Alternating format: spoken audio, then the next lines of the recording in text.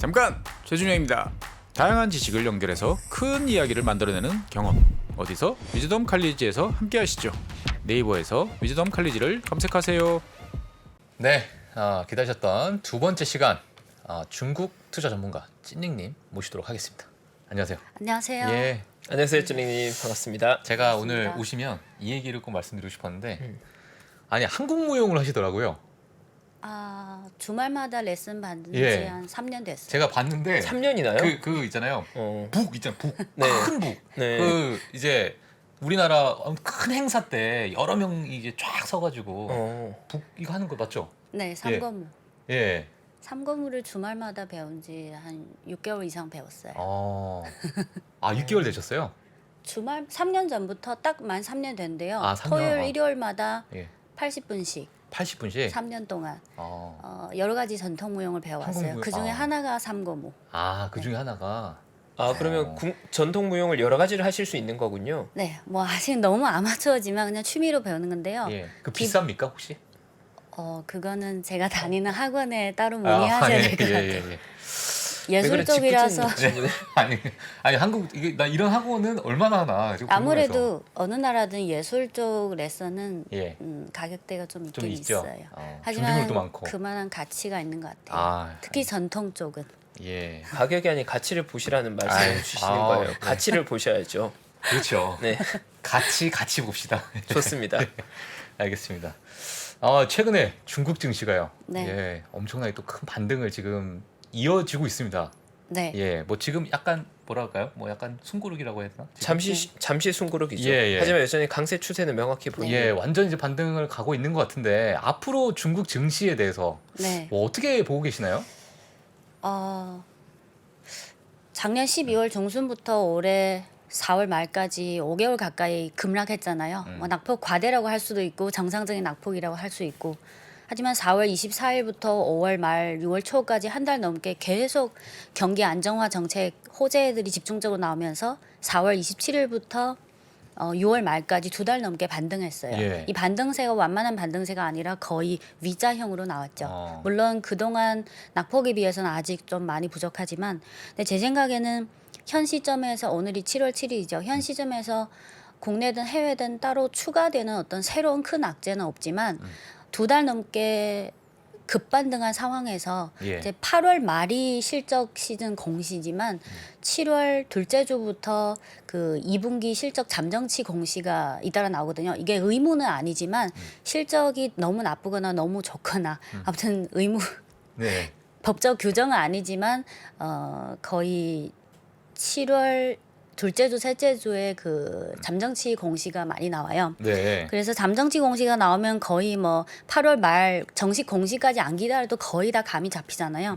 그래서 제 생각에는 현 시점에서 특별히 추가되는 새로운 큰 악재는 없지만 이미 두 달 넘게 반등한 상황에서 지금 경제 지표도 다음 주에 또 통화 지표랑 실물 경제 지표가 나오고 경제 지표 왜냐면 다음 주에 나오는 지표가 왜 중요하냐면 7월 12일에 M2, 6월 M2를 비롯한 통화 지표가 나오고 네. 7월 15일에 6월의 3대 실물 경제 지표, 즉 산업 생산, 내수 소비 그리고 고정자 투자. 이게 왜 중요하냐면 4월 말부터 5월 말 6월 초까지 정책 호재들이 쭉 나왔잖아요. 그러면 이 정책 호재들이 실제로 집행하기 시작한 건 사실 6월이에요. 그래서 6월 지표는 7월에 발표되니까 네. 7월에 발표된 지표부터 뭔가 본격적으로 시작된 느낌이에요. 그래서 경제 지표 발표를 앞두고 그리고 실적 시즌도 다가오고 있고 그래서 제 생각에는 급반등 후에 7월 한 달 동안은 어느 정도 숨고르기 장세 아까 말씀하신 것처럼 숨고르기 장세가 나오고 어느 정도 한 8월, 9월, 8월 되면 어느 정도 실적이 거의 다 확실시 되고 그러면 9월부터는 지난 두 달 동안 나온 급반등보다는 방향성은 대체로 우상향이지만 네. 좀 더 여러 가지 상황이 얽히면서 뭐 등락도 거듭하면서 좀 완만하게 가지 않을까 싶어요. 그래서 저는 너무 낙관적으로 지난 두 달 동안 V자형이 나왔으니까 이제는 오케이 가자. 그거는 아직은 그렇게 가기는 쉽지 않을 것 같아요. 그리고 이따가 마지막에 시간 남으면 한국증권사 리서치센터에서 중국 담당하신 분들은 5월 말 6월 초에 중국 증시 하반기 경제랑 증시 전망을 내잖아요. 근데 중국은 대부분 6월 둘째 주부터 나요.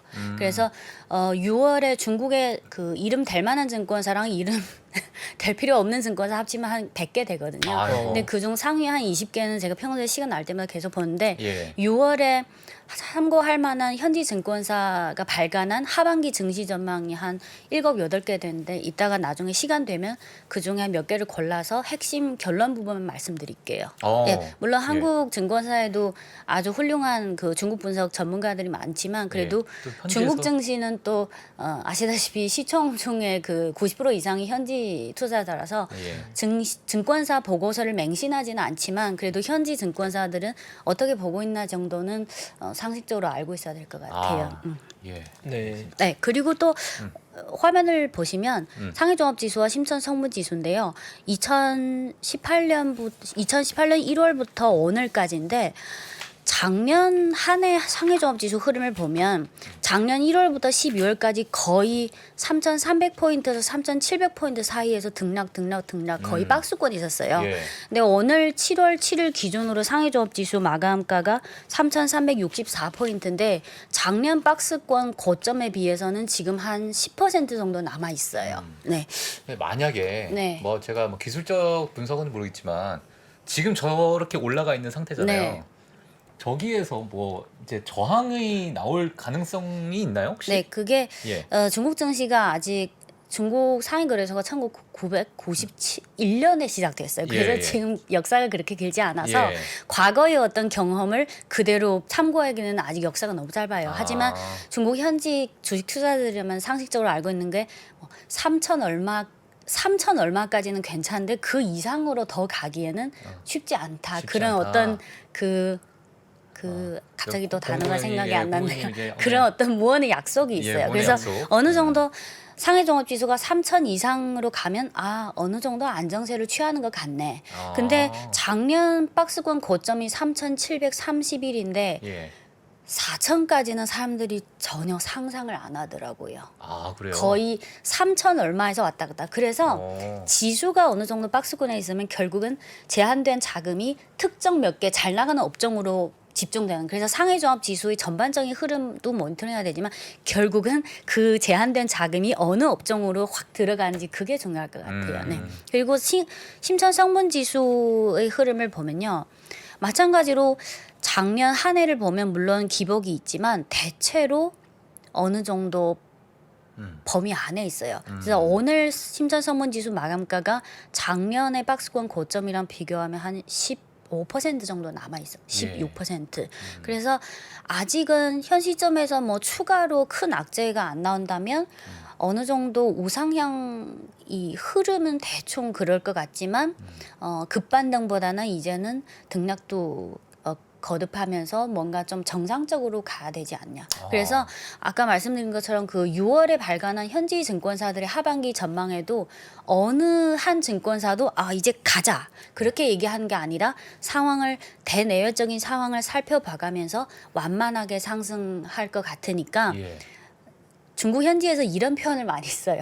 구조적 장세. 한국에서는 잘 안 쓰는. 중국에서 그 구조적 장세가 뭐냐면 어느 정도 반등 폭은 제한되어 있으니까 중간중간에 상황을 봐서 요 2, 3개월은 요 업종이 좋다. 다음에는 또 다른 업종으로 이거를 좀 순환 쪽으로 그럴싸하게 표현해서 구조적 장세라는 표현을 만들었어요. 예. 네. 그래서 저도 제 그 찐중도 구독자분들이 지금 가장 궁금한 게 계속 가냐 아니면 이대로 끝이냐. 그래서 너무 단언하는 건 좀 그렇게 하고 그래서 구독자분들 같이 지금부터 대내외적인 상황, 뭐 경제 지표, 코로나 이것저것 기업 실적, 산업 정책 확인하면서 같이 하루하루 보자. 네. 예. 거의 2, 3개월 단위로 보면 돼요. 중국 증시는. 네. 네. 그리고 저는 여쭤보고 싶은 게 최근에 중국 시장 저도 오랫동안 봐왔지만 중국 시장은 섹터별 온도차가 굉장히 심하잖아요. 네. 요즘은 뭐 단연코 전기차가 완전히 시장을 이끌고 있는데 네. 전기차 관련 종목 중에도 비아디 같은 종목도 요즘 굉장히 눈에 띌 정도로 강세를 보이더라고요. 심지어 최근에 보면 중국 내 판매량이 테슬라보다 비아디의 판매량이 더 높아졌다는 네. 기사도 나왔던데 네. 근데 실제로 이제 테슬라, BYD 시가총액 갭이 굉장히 큰 상황이 있잖아요. 네. 근데 지금 이 BYD를 저희가 어떻게 보는 게 맞을까요, 투자자로서? 저는 비아디가 4월 27일부터 6월 말까지 한 89% 반등하고 7월 초부터 약간 숨고르기가 나오기 시작했는데 89%. 네, 89%요? 두 달 만에 90% 골랐어요. 와. 네, 네. 근데 저희가 2월에 BYD를 깊게 그리고 다뤘었거든요. 그러니까요. 6월 중하순에 그 작년 9월이 전 고점인데 고점을 돌파하고 나서 좀 더 올랐어요. 와. 근데 7월에 숨고르기 하는 거는 따로 뭐 악재가 있다기보다는 지금 중국 증시 전반적으로 7월에 들어서서 약간 좀 쉬는 모습을 보이고 있어요. 제가 본업이 중국 주식 분석이라서 최근에 중국 현지에서도 자꾸 BYD랑 테슬라를 사실은 같은 차원의 기업이 아닌데 판매량이 역전이 되다 보니까 현지에서도 뭐 보고서든 칼럼이든 기사든 TV에서든 자꾸 BYD를 테슬라랑 막 비교하는 그런 분위기가 좀 농후한데요. 그래서 제 본업이 중국 주식 분석이라서 BYD랑 테슬라를 한 판매량, 생산 능력, 가격대, 그리고 자율주행 기술, 품질, 밸류체인, 이익률, 산업 정책 거의 한 7, 8개 측면을 하나하나 그냥 간단히 짚어드릴게요. 네. 예, 저는 테슬라 전문가가 아니에요. 그 현지에서 요즘 이게 어떤 산업이나 기업이 인기가 있다 보면 보고서든 기사든 칼럼이든 막 다 거기에 그 호광에서 수혜를 받으려고 그랬잖아요. 6월부터 중국 현지의 그 어떤 기사 제목이 이렇게 나온 게 있어요. 좀 자극적인. 처음에 테슬라가 중국에 들어왔을 때는 예. 테슬라가 그 매기 있잖아요. 내기? 네, 그 흙탕물을 만드는 매기. 매기. 테슬라가 중국에 확 들어왔을 때는 테슬라가 분명히 중국 전기차 시장을 막 휘두를 만한 그런 매기야. 미꾸라지. 매기. 미꾸라지는 미꾸라지 작은 거. 아니고 매기. 매기는 엄청 큰 거. 매기 크다. 네. 네. 뭐 매기. 밀림의 사자 이런 느낌이죠. 테슬라가 막 매기야. 중국 예. 전기차 업체도 자극하고 뭐 서로 예. 배우는 것도. 근데 누가 알았겠냐? 네. 이 대단한 매기를 요리하는 가마솥이 나타났다. 그게 이제 비아딘가요? 그 가마솥이? 너무 과장된 표현이에요. 야, 정말. 하지만 그만큼 BYD가 관심 받고 있다는 거예요. 예. 네.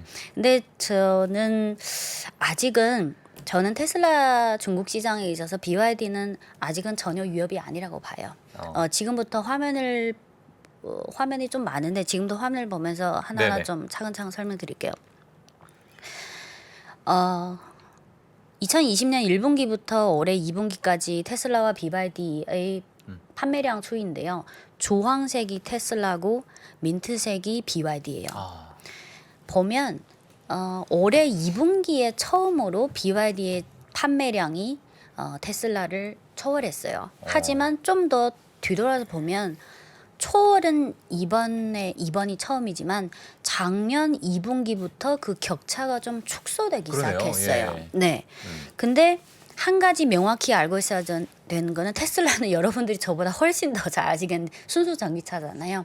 근데 BYD는 전기차 중에 반이 순수 전기차고 반이 하이브리드예요. 근데 요거는 순수 전기차랑 하이브리드를 합친 거예요. 합친. 그러면 사실은 테슬라랑 비교했을 때는 순수 전기차를 비교해야 되잖아요.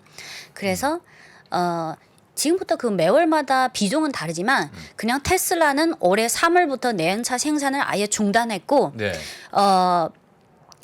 전체 전기차 판매량 중에 순수 전기차가 한 51%, 하이브리드가 한 49%, 그냥 반반이라고 그냥 기억하세요. 네. 그러면 아까 그거는 전체 판매량 비교하는데 요거는 테슬라 주황색은 그대로고 요거 민트색 BYD는 순수 전기차만 집계한 거예요. 거의 비슷한 것 같은데? 다음 그림. 네. 예. Sorry. 주황색이 테슬라, 민트색이 BYD. 그러면 다 순수 전기차만 하면 예. 여전히 테슬라가 훨씬 우위를 차지하고. 근데 이번 2분기가 근데 되게 의미가 있어 보이네요. 사실 네. 저 흐름만 네, 봐도. 근데 그림상 시각적으로 봤을 때는 아직 테슬라가 훨씬 위에 있지만 사실 요거 물론 2분기는 좀 상해 봉쇄 때문에 특수 상황이지만 그 전에 보면 거의 2배죠. 순수 전기차. 그러네요. 예. 그래서 기사에 많이 나왔지만 전체 판매량은 역전했지만 순수 전기차만 봤을 때는 여전히 테슬라가 절대적인 1위예요. BYD는 상해에 공장이 없나요? BYD는 예. 전국 그 북쪽, 남쪽, 동쪽 전국 골고루 골고루. 9개 생산 기지가 있어요. 아. 근데 테슬라는 상해 하나밖에 없잖아. 아. 그래서 4월, 5월 상해 봉쇄 때 테슬라가 완전 아. 거의 한 7만 대에서 8만 대 그 예. 생산량을 거의 없어진 거죠. 근데 BYD는 전국에 다 상해도 있긴 한데 전국에 9개 생산 기지인데 그중에 심천에 있는 게 제일 커요. 아. 그래서 명확히 알고 있어야 되는 거는 순수 전기차 하이브리드 예. 나눠서 볼 때 그리고 따로 볼 때. 음.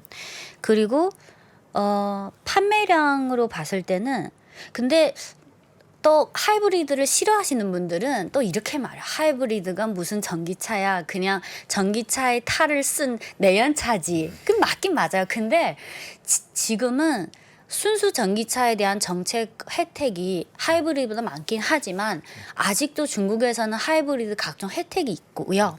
그리고 지난 2020년, 21년 올해까지 하이브리드 생산량 판매량이 계속 고성장을 하고 있어서 중국 시장에서는 순수 전기차도 중요하지만 하이브리드 전기차도 굉장히 중요해요. 예. 네, 그러면 BYD는 반반이니까 이거 두 개를 다 잡으려는 거예요. 그리고 저희 아버지가 예. 그 아버지 한 명의 그 경험이 통계적인 의미는 없지만 저희 아버지가 2020년 7월인가 8월에 하이브리드를 구매하셨는데 예. BYD. 아니요. 예. 아버지가 일본 브랜드 좋아해서 렉서스 아. 그또 행사를 해가지고 했는데 예. 저희 가족 그리고 저희 동창 저희 과거 상해는 지인들 합치면 저랑 좀 가까운 사람 중에 지금 하이브리드든 순수 전기차든 지금 쓰고 있는 사람이 한 9명 정도 돼요. 근데 아까 오기 전에 제가 9명한테 위치해서 일일이 물어봤어요. 예. 왜 하이브리드 사냐고 왜 순수 전기차 안 사고 대부분은 그냥 편리성 때문이라고 해요. 왜냐면 순수 전기차는 어쨌든 내가 시간 여유로울 때는 그냥 충전해도 괜찮지만 급할 때는 또 바로 주유소에서 주유하는 그렇죠. 거 그냥 예. 그리고 주말에 뭐 단거리 여행을 갈 수도 있고 예. 그냥 혹시 모르니까 단거리 장거리 생각해서 편리성으로 해서 하이브리드를 산 거지 뭐 순수 전기차가 싫다 그런 건 아니에요. 그냥 예. 현실적인 필요성에 있어서 산 거예요. 네. 네. 인프라가 아직 좀 덜 구축되어 있어서 아니요. 예. 덜 그러니까 구축된 게 전기차에 아니에요. 관련된. 전기차는 이게 여건에 따라 다른데 예. 여건 좀 되는 집은 지하 주차장에다 그 개인용 충전대를 설치하고 뭐 니어는 그 교체소가 있고 배터리 교체. 어떤 데는 쾌속 충전이 있고 점점 인프라가 더 늘어나고 있지만 하지만 사람들은 극단적인 편리성을 추구하기 그렇죠, 때문에 그렇죠. 예. 그래서 BYD가 작년 판매량이 60만 대인데 작년 말 올해 초에 그 회사 IR 때 올해 판매량 목표치를 120만 대로 발표했어요. 근데 지금 6개월이 지났잖아요. 예. 6개월 동안 많이 팔렸으니까 지난달 IR에서는 이렇게 말했어요. 올해는 판매량 보수적으로 예상하면 150만 대다. 그리고 상반기에 잘 팔렸으니까 현지 증권사들이 6월 달까지 발간한 BYD 보고서를 보면 낙관적인 보고서는 올해 170만 대 판매량까지 보더라고요. 그래서 최소는 150만 대, 많으면 170. 근데 테슬라는 억울하게도 상해 그것 때문에 많이 영향을 받았잖아요. 그리고 기사를 보니까 7월 18일부터 20일 동안 그 8월부터 생산 확장을 위해서 7월 20일 동안은 모델 3과 모델 Y 그거를 생산 중지하고 이제 재정비한다. 예.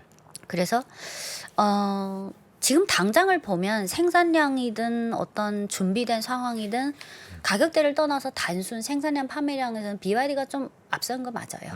물론 차원이 다르지만. 예. 그리고 이어서 생산 능력을 보면 이게 보통은 시장 수요가 좋으면 장기 전망을 좋게 보고 생산 능력을 확장하잖아요. 근데 지금은 중국 현지에서 어떤 표현을 자주 쓰면 올해는 시장의 수요에 따라서 판매량이 정해진 게 아니라 그냥 생산 능력에 따라서 판매량이 정해진다. 어차피 수요는 다 줄 서 많으니까. 있어서 예. 그래서 상반기까지는 BYD가 예. 주문 받고 인도할 때까지 최소 3개월, 4개월 걸리고 테슬라는 좀 더 많이 걸리죠. 그래서 네. 예, 혹시 뭐 그런 건 있나요? 혹시 뭐 예를 들면은 뭐 우리나라 같은 경우에도 뭐 이거 뭐 벤츠 살까 뭐 살까 하다가 그냥 야 그래도 우리 국산차 사자 뭐 그런 생각을 가지신 분들이 좀 있을 수 있는데 물론 이제 돈의 차이가 좀 있겠지만 근데 중국 내에서도 만약에 뭐 좀 여력이 되시는 분들이 BYD를 살까 테슬라를 살까? 그러면 다 뭐 어떤 뭐 국산차를 그래도 애용하자 뭐 이런 게 더 심한지 아니면 뭐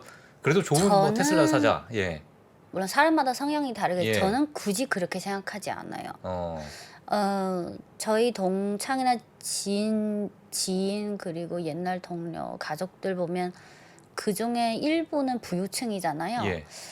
부유층 중에도 상해 자동차 그룹 산하에 국산 전기차를 사는 사람도 있고 어떤 친구는 테슬라 사는 사람 있고 어떤 사람은 니오 사는 사람도 있고 다양하게. 예. 저는 그 휴대폰이랑 좀 다른 것 같아요. 옛날에 어. 화웨이 그거나 예. 화장품 그런 거 결국엔 자기 경제력이랑 자기가 원하는 어떤 기능이라든지 그 수준에 맞게 하는 거지. 아무리 중국인이라고 해도 소비자가 뭐 살 때는 단순히 100% 애국심으로 사지는 않잖아요. 그렇죠. 저희 예. 아버지도 55년생 예. 옛날에 저 아이폰 쓰고 있습니다. 예. 아이폰 쓰고 네, 있습니다. 저도 아이폰 갈아탄 지 너무 삼성에 새파보다 아이폰 아이폰. 갈아탄 지 예, 예. 그래서 생산 능력이 경쟁력이고 생산 능력이 판매량을 결정한다. 그래서 예전에 비해서는 생산 능력이 그거인데 지금 앞서 말씀드렸듯이 BYD는 전국에 9개가 있잖아요. 생산기지. 상해 테슬라는 하나인데 최근 기사를 보면 테슬라가 뭐 그 생산기를 확장 근데 아직은 확실히 나온 건 아닌 것 같아요. 기사는 나왔지만. 예. 이제 저는 중국의 상장사를 볼 때 항상 그 상장사 창업자 회장의 그 SNS를 구독하는데요. 왜냐면 그 창업자 회장들이 뭔가 강연하고 뭐 할 때는 물론 다 적게 비전을 제시하지만 그래도 그 사람이 어떤 생각이 들어 있으니까 하는 거지. 그래서 6월 8일에 BYD 그 왕传후 회장이 6월 8일에 주주총회에서 이렇게 말했어요. 여기에 단어가 4개 나오는데요. 대어, 소어, 쾌어, 만어. 대어 큰 물고기, 소어 작은 물고기, 쾌어 빠른 물고기, 만어 느린 물고기. 그 중에 일부만 발췌해서 빨리 읽어드릴게요. 지금의 전기차는 대어가 소어를 먹는 것이 아니라 쾌어가 만어를 먹는 시장이다. 빨라야 된다. 예. 오로지 빨리 해야 추월할 수 있다. 자동차 전동화는 우리가 상상하는 것보다 훨씬 더 빠르게 올 수 있다. 빠르게 진행되고 있다. 기술과 제품을 더 빨리 밀고 나가는 자가 시장을 얻는다. BYD는 전 세계에서 의사결정을 가장 빨리 하는 기업 중 하나다. 이것이 BYD의 경쟁력이다. 그리고 이 부분은 조금 오바스럽게 그 BYD 회장이 좀 화끈하게 막 그런 스타일이래요. 그래요? 예. 현재 당사의 전기차 미납 품분이 50만 대 달하며 적극적으로 생산 확장 중이다. 현재 생산 능력은 연간 130만 대 달하고 올 연말에 210만 대가 추가되면 총 생산 능력은 향후 340만 대 달할 것이다. 현재 그룹 임직원 수는 42만 명이고 올해 채용을 확대해 연말에 50만 명을 넘어설 것이다. 그 생산 능력은 좀 약간 좀 세게 얘기한 것 같은데 어쨌든 제가 가장 기억에 남은 거는 지금은 대여가 서울을 먹는 시장이 아니라 쾌어가 많어. 확실히 예전에 비해서 뭔가 6개월, 1년만 차이가 나도 확 그게 선점 효과가 나더라고요. 예. 다른 분야도 올해 특히 코로나가 심각해지면 더 그런 것 같아요.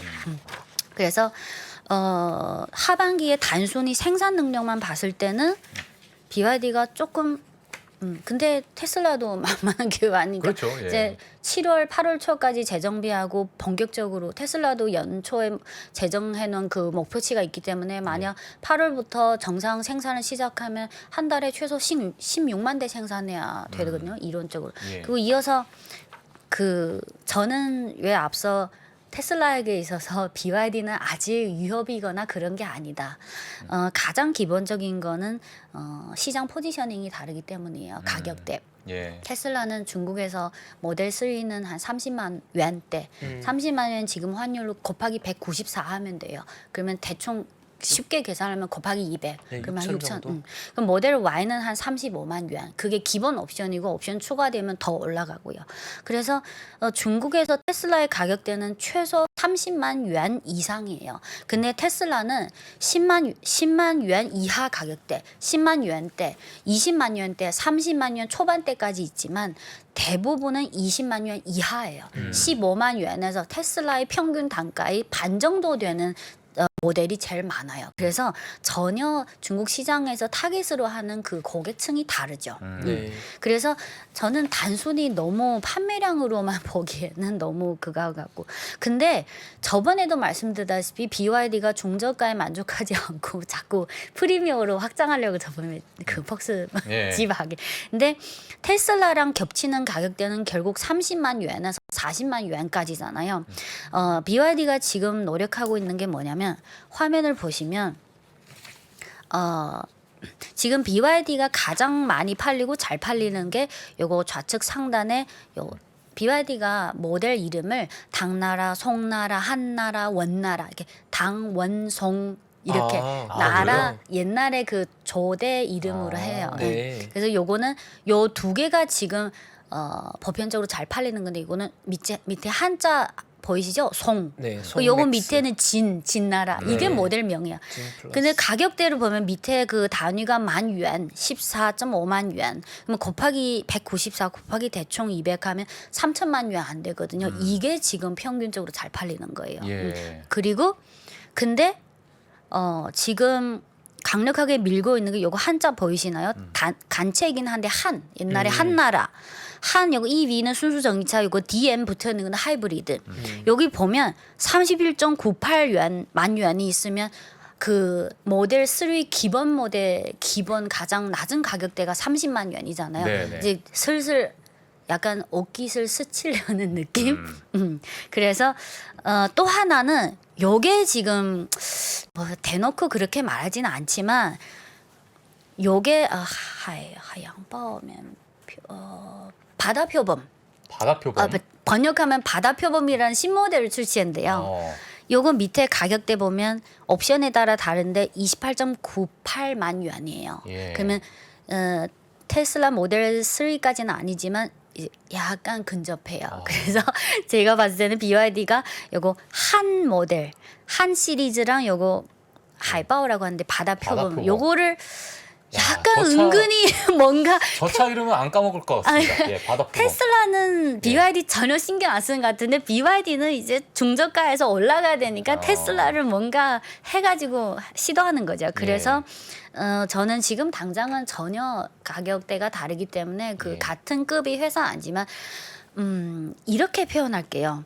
지금은 중국 전기차 시장에서 테슬라랑 BYD가 각자 그 물줄기 다른 하천에서 각자 열심히 놀고 있지만 결국 그 수많은 물줄기가 바다 한 곳으로 들어가지 않나요? 네. 결국 언젠가는 그렇죠. 그 어깨 스치는 것이 예. 그리고 시간 관계로 뭐 자율주행도 있고 품질 자율주행만 말씀드리고 예, 알겠습니다. 과거에 테슬라 분석할 때 많은 사람들이 자율주행 기술을 계속 강조하다. 근데 제가 아까 오기 전에 위챗으로 9명한테 물어봤잖아요. 너네 그리고 그중 9명 중에 2명은 테슬라예요. 니오도 있고. 너 테슬라 니오나 다른 BYD 전기차를 살 때 자율주행 기술 그 기능이나 그 수준에 대해서 고려했어 안 했어? 9명 진짜 거짓말 안 하고 똑같은 답변이 왔어요. 아니 전혀. 어차피 쓸 일 없으니까. 어차피 자율주행은 100% 안전성이 어느 업체도 확보가 안 되고 그 기술이 아직은 미성숙하니까 나는 전기차 살 때 자율주행은 별로 상관없어. 그래서 중국 시장에서 볼 땐 그게 또 심리를 반영하는 것 같습니다, 정말. 네, 자율주행이 뭐 그 아니라. 외에 예. 품질 또 하나는 끝으로 BYD가 뭐 두 분도 잘 아시겠지만 다른 업체에 비해서 가장 강점이 밸류체인 수직 계열화잖아요. 네, 뭐 그렇죠. 상식적인 거는 일반적인 자동차 부품이랑 자동차용 반도체 칩이랑 그리고 배터리. 근데 지난주에 아직 공식 BYD는 no comment라고 답했지만 지난주에 중국 현지에서 출석성 기사가 나왔는데 BYD가 지난달에 아프리카에서 리튬 광산 6곳을 사버렸다는. 근데 아직 공시는 안 나왔어요. 6곳이나요? 6곳. 근데 6곳의 그 리튬 매장량을 생산해서 탄산 리튬으로 전환할 수 있는 양을 이론적으로 계산하면 탄산 리튬 100만 톤에 달하는데 100만 톤은 대충 전기차 2,778만 대에 해당되는 사용량이래요. 엄청난 양이네요. 그러면 BYD가 올해 보수적으로 150만 대를 생산하잖아요. 그러면 그 리튬 광산을 아직 추측성 기사예요. 만약 그게 확실시되면 BYD가 향후 10여 년 동안 필요한 리튬은 해결이 된 거예요. 네, 그 전에도 다른 그 지역에서 리튬 광산을 손에 넣으려고 했는데 여러 가지 상황 때문에 무산이 됐는데 네. 이거는 모르겠어요. 언제 확실시되는지. 아직은 회사에서 부정하지는 않았고 그냥 no comment라고 했으니까 그렇죠. 7, 8월에 공시가 나올지. 왜냐면 확실히 그 M&A나 그런 지분 취득 체결해야지 공시가 나오니까 예. 이것도 중요할 것 같아요. 만약 그게 사실은 진짜 원재료까지 확보한 거니까 궁극의 수직해야 그래서 하네요. 그러네요. 왕자부 회장의 그게 뭔가 자기만의 그 생태계를 완전 극단적으로 말려. 근데 아프리카 광산 6거 이거 좀 과장. 근데 6월 8일에 중국 현지에서 추측성 기사가 나왔어요. 그러면 뭐 언제 팩트 체크는 조금 해봐야겠네요. 네, 시간이 지나야지. 이거는 나중에 만약 그러니까 방향은 그쪽으로 잡고 있다. 뭐 이렇게라도 뭐 저희가 해서 어차피 결국은 자원을 갖고 있는 사람이 그러니까. 그거 아니에요? 네. 갑 아닌가요? 그리고 전 비아되기도 너무 감사하긴 했는데 마지막으로 이 이야기는 너무 꼭 듣고 가야겠어요. 아, 예. 그 아까 전 말씀해주신 중국 현지 증권사들의 하반기 전망 있잖아요. 아, 예. 그래서 사실 국내에서 바라보는 건 외국인으로서 보는 거라서 현지랑 느낌이 또 달라서 아이고, 못 참죠 이거. 네 현지 증권사 죄송해요. 어떻게 제가 보일지. 시간 너무 괜찮습니다. 가급적 괜찮아요. 그- 여유 있게 하셔도 됩니다. 그 CICC가 중국에서 리서치 조직이 가장 큰 증권사인데 리서치 연구원이 200명이 넘어요. 200명이요? 그 200명 중에 90%는 중국 국내만 분석해요. 네. 제목만 얘기할 때요. 그 보고서 제목이 사실 많은 것들이 CICC가 6월 1일에 발간한 하반기 증시전망 제목은 선안정 호전진. 선안전 호전진. 후전진. 반등했지만 근데 이제 어느 정도 안정을 취하고 좀 침착하게 하반기에 매수를 하자. 아. 선안정 후전진. 지금 막 달려들지 않고 너무 조금은, 급하게 할 필요 없고 급하게 하지 말자. 근데 이 보고서가 6월 1일에 발간한 거라서 6월 한 달간 반등을 이 사람이 못 봤잖아요. 어쨌든 선안정 후전진. 그리고 국금증권의 제목 6월 10일에 발간 제목은 반등에서 반전까지. 반등은 그 단기 반등 말하고 반전까지 가려면 1, 2, 3 이런 요건이 현실화돼야 가능한. 그래서 이 제목은 반등에서 반전까지 가려면 이런 게 구비돼야 한다. 있어야 된다. 가정형이에요. 그리고 평안증권이 6월 13일에 발간한 거는 번역하면 취사 선택. 취사 선택. 취사 선택. 음. 평안증권은 경제랑 증시 분석하는 비중보다는 예. 업종에 대한 그거를 했는데 하반기는 가치주 성장도 다 욕심 가리지 말고 네. 두 마리 토끼를 잡기 어려우니까 그냥 하나만 선택해라. 지금 급반등한 후에 좀 숨고르기 조금 일부 이익 실현 나올 수 있지만 결국은 성장주랑 원자재 쪽에 관심 가져야 된다. 그래서 뭐 이것저것 다 보지 말고 그냥 탄소 중립이랑 관련된 거랑 스태그플레이션이랑 관련된 거. 그리고 마지막 중신증권이 6월 21일에 발간한 보고서 제목은 완만한 상승세 재현. 그래서 그 외에도 많지만 대부분 중국 현지 증권사에서 6월에 발간한 보고서를 보면 대체로 하반기 우상향은 맞는데 네. 이제는 좀 속도 조절도 하면서 중간중간에 좀 쉬기도 하고 그래서 너무 막 큰 욕심 가지지 말고 그리고 업종은 회사마다 너무 업종에 대한 선택은 좀 다른데 근데 여전히 성장주 전기차 배터리 태양광 이런 성장주에 대한 의견은 대체로 비슷해요. 시기는 다르죠. 어느 쪽에서는 3분기도 성장주 좋다. 어느 쪽은 3분기에 좀 쉴 수 있지만 4분기에 좋다. 보통 근데 국내 투자자분들은 지금 중국을 볼 때 이 전기차와 클린에너지, 친환경 이 두 가지가 네. 너무 돋보이다 보니까 네. 그것만 보자는게도 만만치 않게 있는 것 같거든요. 네. 근데 중국 현지에서도 확실히 그 전기차와 클린에너지는 존재감이 있는 섹터인 거죠. 2020년부터 존재감이 생긴 거죠. 네. 그래서 그 전에는 전기차 BYD 분석하는 애널리스트가 진짜 인기 없었어요. 아, 근데 이제 그렇구나. 테슬라가 2020년 5월부터 팍 반등하고 한 달 후에 BYD가 가기 시작했잖아요. 네. 그래서 중국 현지에서도 지금 그 업종의 인기도에 따라서 애널리스트 그 연봉도 달라지고 엄청 달라지거든. 아니 근데 그 혹시 하락을 하다가 처음으로 먼저 치고 나가는 섹터가 네. 그 다음에 어떤 산업을 이끌 한 주도 섹터다.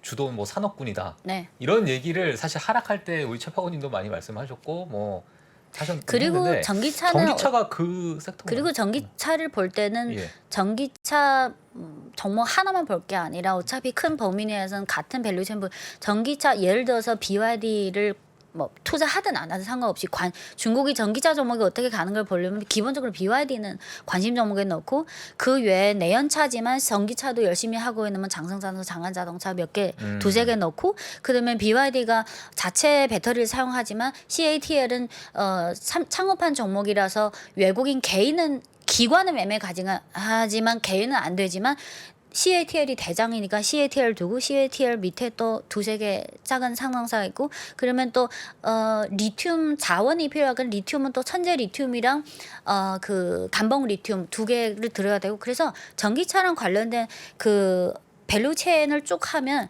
한 7, 8개에서 10개 종목까지 관심 종목 넣으면 거의 중국 전기차 업종이랑 관련된 거 어떻게 가는지는 계속 보면 딱 느낌이 올 거예요. 네. 그리고 마지막으로 많은 외국인 투자자분들이 아무래도 중국 본토 종목보다는 홍콩이나 미국에 상장한 전기차 관련 근데 단순 판매량으로 보면 물론 미국에 상장한 홍콩에 상장한 중국 전기차 업종도 많은 관심을 받고 있고 하지만 판매량은 아직은 너무 적어요. 그리고 제 생각에는 예를 들어서 니오든 샤오펑이든 리샹이든 나름 열심히 하고 있지만 2020년 하반기에 니오는 1000% 이상 올랐고 거의 몇백 프로 올랐기 때문에 좀 많이 선반영된 게 많다고 생각해요. 그리고 BYD 아까 그 자율주행에 대해서 자세히 말씀드렸는데 BYD의 자율주행이 약간 좀 애매해요. 그래서 관심 있으신 분들은 BYD를 뭐 투자하든 안 상관없이 BYD 자율주행의 강점이 없는 중국 전기차 업체들 중에 BYD의 자율주행 쪽이 이러면 다른 업체도 대충 거기서 거기까지예요. 그러면 관심 있는 분들은 제 유튜브에 BYD는 그 BYD의 자율주행 기술이 좀 애매하다는 거를 자세히 설명한 게 2개 영상이 있는데 하나는 BYD는 바이두도 자율주행, 바이두는 산업진 자율주행, 바이두와 쌍속 상비하지 않을 것이다.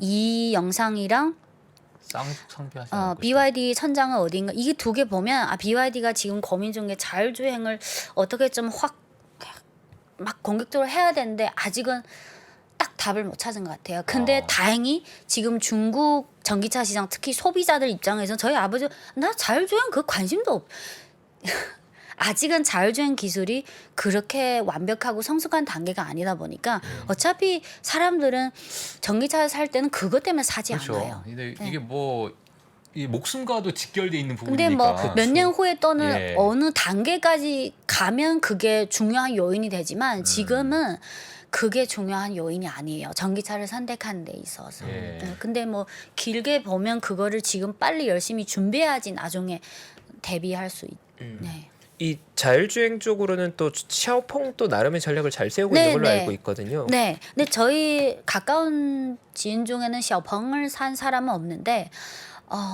그 주변에 실제로 케이스도 사례도 그렇고 중국 현지에서 나오는 그 소비자들이 전기차를 살 때 1번, 2번 이거를 얼마 고려하고 이거는 중요하다. 그거를 봐도 아직은 그런 시대가 아닌 것 같아요. 저희 아버지도 그냥 나는 하이브리드 그냥 뭐 혹시 모르니까 하이브리드 샀고 확실히 기름값은 너무 전략이라서 좋아. 그냥 대부분은 뭐랄까 트렌드. 그리고 아빠가 55년생인데 그리고 전기차가 트렌드잖아. 그렇게 얘기하더라고요. 예. 그래서 너무 하이 레벨에 맞춰서 그런 단계는 아직 아닌 것 같아요. 예, 알겠습니다. 그 외에도 요인들이 많지만 나중에 정책도 오늘 네. 나온 정책 오늘 너무 너무 재밌었어요. 죄송해요 시간 너무 오버해서 너무 예, 재밌었습니다. 알겠습니다. 네, 비아드 얘기 너무 재밌게 들었어요. 아니 근데 최팡우님도 제가 우리 초반에 BYD 뜨기 전에 뭘 가장 보시면 BYD 얘기하셨잖아요. 비아드 가장 좋게 보고 관심 예. 있었고 아니 포트에 직접 많이 가지고 있죠. 아, 그래요? 네, 가지고 있죠. 90%. 그 정도는 아니고요. 진짜 깜짝 놀랄 뻔했습니다 정말. 예. 알겠습니다. 그래서 다른 산업도 그렇지만 일본 죄송해요. 예, 괜찮습니다. 예. 제 생각에는 대부분 중국의 제조업을 볼 때 그거 박리담에 싸구려. 저는 고등학교 때 그 교과서에 저희 교과서에 이렇게 써 있어요. 어떤 변화든 양적인 변화에서 질적인 변화로 갈 것이에요. 물론 못 갈 수도 있지만 그래서 어떤 너무 선입견이나 그런 것보다는 중국이 이 산업 기업이 변화하고 발전하는 그런 과정에서 뭐 한국 주식 투자하든 중국 주식 그걸 봐지. 물론 지금 시청자분 중에 대부분은 한국 주식이나 미국 주식 위주로 하시는 건데 예전에 그 주식 관련 세미나는 아니고 한국의 어떤 그 장학재단 초대 세미나 갔는데 주식 세미나 아니에요. 근데 제가 본업이 중국 주식 분석이니까 이거를 좀 접목해서 그래서 그 제가 한 세미나 제목이 이래요. 중국을 바라보는 한국인의 시각 누가 가리고 있을까? 그 질문형이지만 사실은 이미 답. 그래서 너무 그 변화하는 과정이 중요하지. 그냥 그게 이미 진리나 기정사실 그리고 내가 이미 중국을 다 꿰뚫고 있는 것처럼 착각하고 보는 거는 어떤 주식 도움이든 도움 안 되는 것 같아요. 늘 객관적으로 보는 게 중요하죠. 예. 네, 편견을 벗어나는 게 투자에 가장 중요합니다. 예. 네. 알겠습니다. 오늘 정말 깊게 BRD에 대해서 아니요, 깊게 아니에요. 그래요? 즐겁게 수박 들었어요. 정말 즐겁게. 얇게 재미있게 다양한 이야기들을. 예, 다양하게 또 이제 테슬라와 같이 이야기를 좀 해봤습니다. 다음 시간에도 뭐 물론 이제 그때 뭐 많은 이제 또 이슈가 있겠지만 그때도 뭐 또는 예. 제가 주제를 정하는 것도 중요하지만 나중에 영상 업로드 되면 예를 들면 제가 주제를 정하기보다는 여러분들이 뭐 중국 주식에 투자하든 안 하든 여러분들이 투자에 실질적으로 도움이 돼야지 그게 더 의미가 있지. 그렇죠. 그래서 여러분들도 혹시 궁금한 거나 그런 게 있으면 네. 좀 알려주시면 저도 감사하겠습니다. 예, 지금까지 너무 좋은 말씀해주신 중국 투자 전문가 찡링님이셨습니다. 감사합니다. 감사합니다. 네. 감사합니다. 네, 찔링님과 함께하는 중국 시장 이야기 저 역시 즐겁습니다. 구독자분들도 아마 재밌게 들으셨을 것 같고요. BRD 기세가 좀 무섭습니다. 저희가 또 난리 났습니다. 연초 애정을 가지고 많이 다뤘던 종목인데 결과가 상당히 좋아서 네. 조금 더 애정이 가는 것 같고요. 구독자분들과 함께 공부했던 종목이라서 예. 저희 잠시 광고 보고 와서 3부 이어가겠습니다. 투자 위더 스타 본선 2라운드 총 7명의 치열한 경쟁 지금 바로 시작하겠습니다. 자, 본선 2라운드 주제는 바로 향후 가장 유망하다고 생각되는 산업과 탑픽을 선정하라. KB증권 신동준 상무님 모셨습니다. 파이널 라운드에 진출할 4명의 참가자가 오늘 결정됩니다.